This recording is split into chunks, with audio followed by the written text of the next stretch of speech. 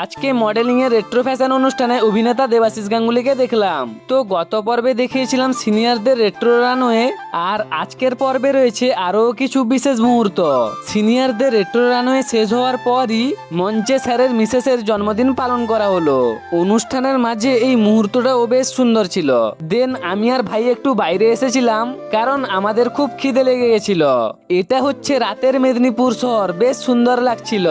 আমরা একটা ঝালমুড়ির দোকান থেকে ঝালমুড়ি নিয়ে এসে দেখি স্যারেদের খেলা শর্ট ফিল্মটি রিলিজ হয়ে গেছে।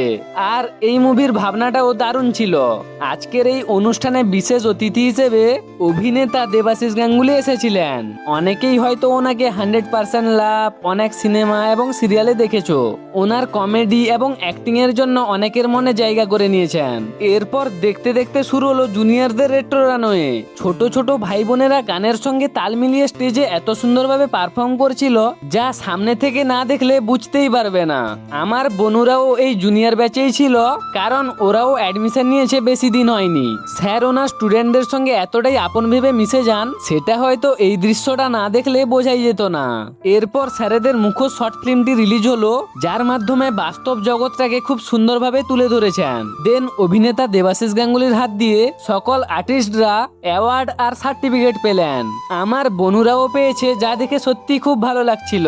মডেলিং এর রেট্রো রানওয়ের ব্লগগুলো তোমাদের কেমন লাগলো কমেন্টে অবশ্যই জানিও।